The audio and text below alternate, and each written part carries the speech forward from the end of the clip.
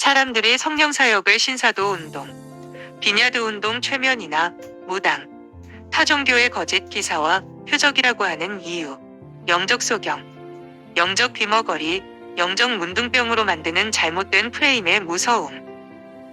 당신이 이런 이유에 대해 모르면 다른 사람이 말할 때 이것이 맞는 것처럼 보이고 들리면 이쪽으로 따라가고 이것이 맞는 것처럼 보이고 들리면 저쪽으로 따라갈 것입니다. 왜냐하면 그들의 주장이 논리적이기 때문입니다. 여러분, 성령사역을 비판하고 대적하는 자들도 나름 논리가 있다는 것을 아십니까? 이 세상의 헛소리도 막 하는 게 아니라 논리적인 주장을 통해서 합니다. 그러니까 본인이 미혹을 당하고 다른 사람도 미혹시킬 수 있는 것입니다. 우선 많은 사람들이 깊이 생각하지 않고 그들의 주장이 논리적이면 쉽게 거기에 동의하고 옳다고 받아들입니다. 왜 성령사역을 신사도 운동, 비냐드 운동, 최면, 무당, 타종교, 거짓 기사와 표적이라고 하는지 알려면 관념에 대한 원리를 이해해야 합니다. 곧 그 사람의 관념대로 어떤 현상을 보고 판단하고 분별하고 받아들인다는 개념을 이해하지 못한다면 왜 그들이 같은 성령사역을 보면서 어떤 사람은 성령사역이라고 하고 어떤 사람은 최면, 어떤 사람은 무당, 타종교의 거짓 기사와 표적, 비냐드 운동, 신사도 운동이라고 하는지 도무지 이해조차 못할 것입니다. 저는 우선 신사도 운동이니 비냐드 운동이니 이런 프레임을 만드는 것 자체가 잘못됐다는 것을 말씀드립니다. 우리는 성경이면 성경으로 분별하면 됩니다.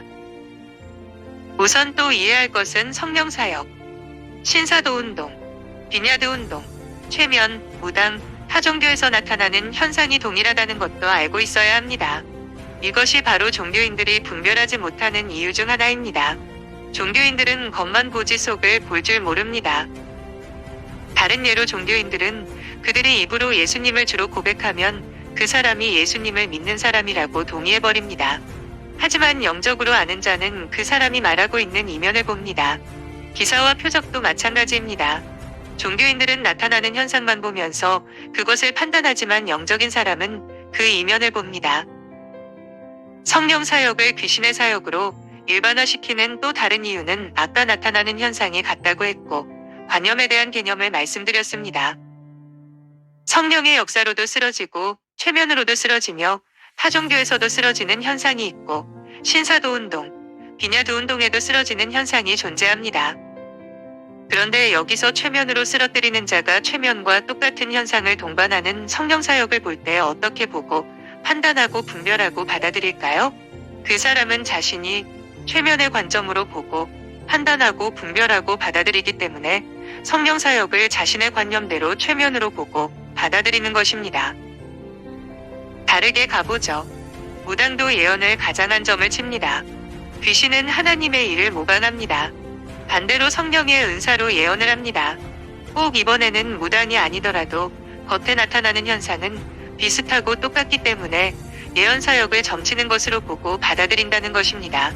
이것이 종교인들이 분별하고 판단하는 기준입니다. 그들은 외적인 것밖에 보지 못합니다. 성령 사역에서 쓰러뜨리는 현상을 흔히 오늘날 그리스도인들이 성령 사역을 볼 때 판단하는 신사도 운동에서도 합니다. 곧 나타나는 현상이 같다는 것입니다. 그럼 당연히 그들이 나타나는 현상이 같기 때문에 성령 사역을 어떻게 판단할까요? 신사도 운동으로 판단하는 것입니다. 흔히 기독교에서도 귀신을 쫓지만 무당도 타종교에서도 귀신을 쫓기 때문에 나타나는 현상만 보고 타종교, 무당도 귀신을 쫓고 나타나는 현상이 같으니 기독교에서 하는 귀신 촉사도 귀신의 짓이라고 주장하는 것입니다. 흔히 성령의 방언도 있지만 귀신도 타종교에서도 방언을 모방한 귀신의 언어가 있습니다.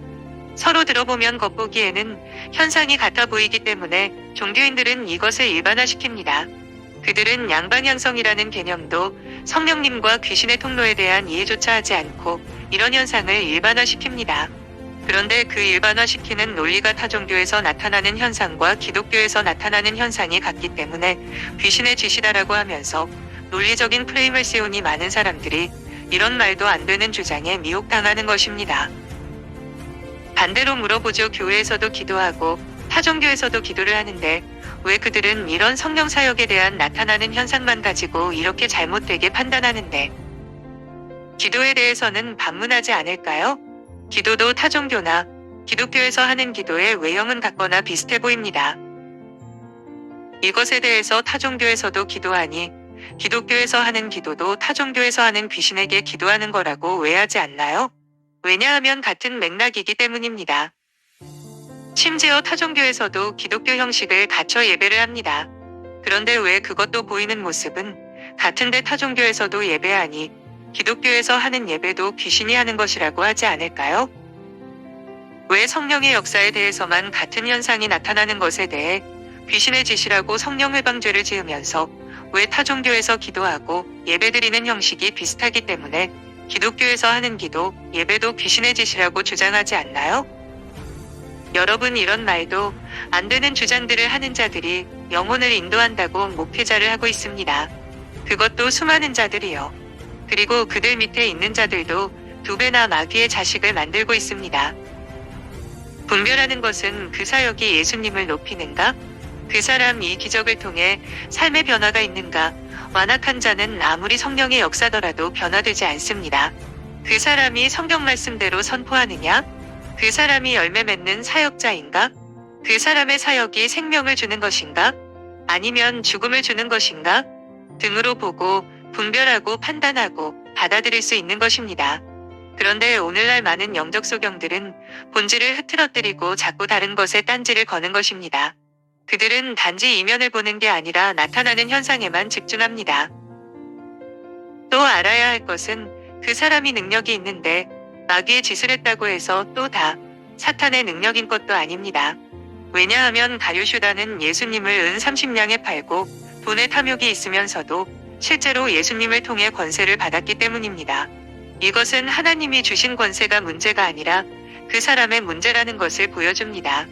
심지어 타락한 발람조차도 하나님의 능력으로 사역했습니다.